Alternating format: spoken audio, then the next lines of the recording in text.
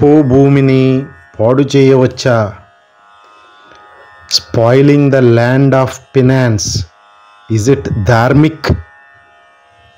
Not only Arunachalam, there are quite a few lands of finance. Any of those should not be popularized to materialistic people for our materialistic popularity.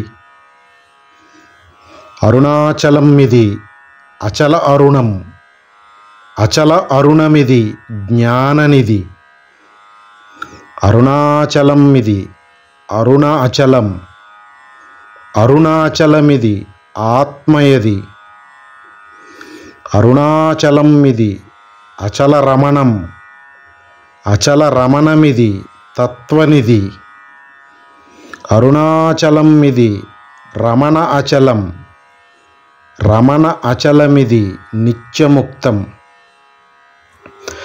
దేహానికి హృదయం కేంద్రస్థానం. ఈ హృదయస్థానాన్నే ఆత్మస్థానం అంటారు. ఇటువంటి హృదయస్థానాలే భారతదేశముందున్న అతి తక్కువ తపోభూములు. ఇవి గుప్త భూములు, జ్ఞాన భూములు, తీవ్ర సాధకులను ఉద్ధరించే అనుష్ఠాన భూములు.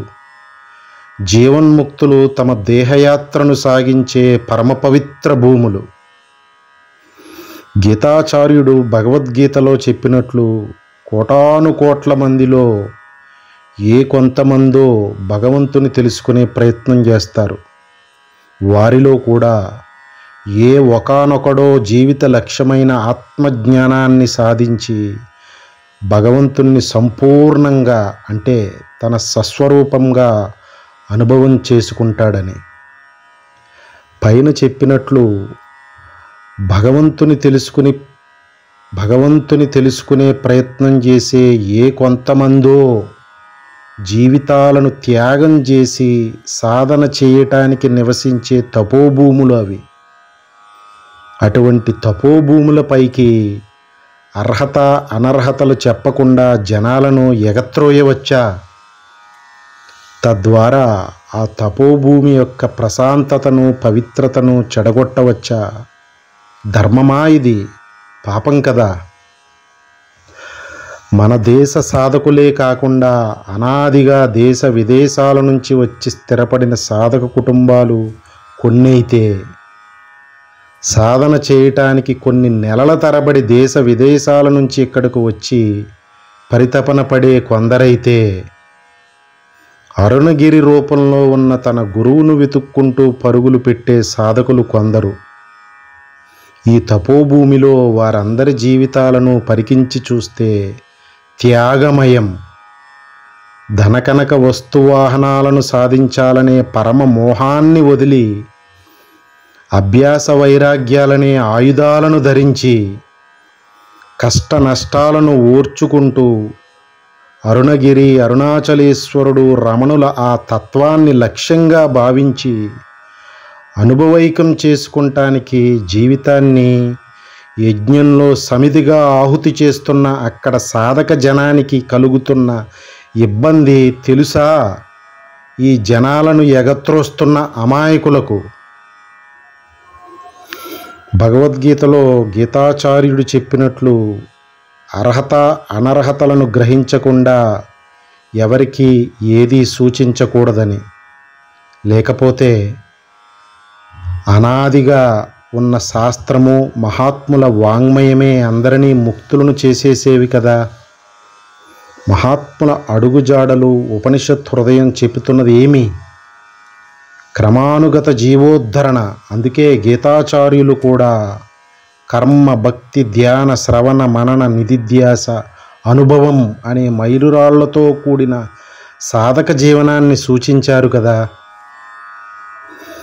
గుహ్య విద్య అని పిలువబడే బ్రహ్మ విద్యకు సంబంధించిన తపోభూములు సాధక మార్గంలో ఆఖరి మైలురాయి వంటివి. ఈ ఆఖరి మైలురాయి అయిన తపోభూమిని అందరికీ పరిచయం చేయవచ్చు, కానీ వెంటనే హెచ్చరిక కూడా చేయాలి. వారు దాటవలసిన మైలురాళ్ళు అంటే కర్మానుష్ఠాన భూములు, భక్తానుష్ఠాన భూములు, ధ్యానానుష్ఠాన భూములు దేశంలో ఎన్నో ఉన్నాయి. ఆ మైలురాళ్ల ద్వారా చిత్తశుద్ధిని సాధించి జ్ఞాన మార్గానికి అర్హత పొందిన తర్వాతే ఈ తపోభూమి ఎవరికైనా మేలు చేయగలదు అని హెచ్చరించాలి కదా.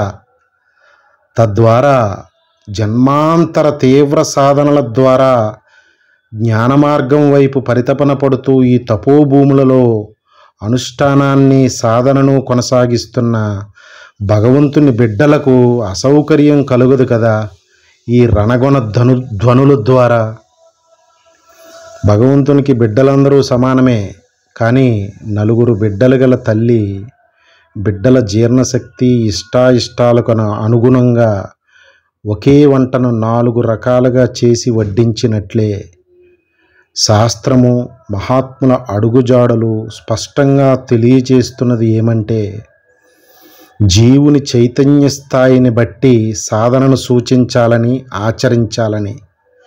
అన్ని రోగాలకు ఒకే మందు కుదరదు, అందరికీ ఒకే వంట కుదరదు. కుదిరితే ఇది మాయాలోకం ఎందుకు అవుతుంది? ముక్తలోకమే అయిపోయేది కదా బ్రహ్మనిష్ఠులతో.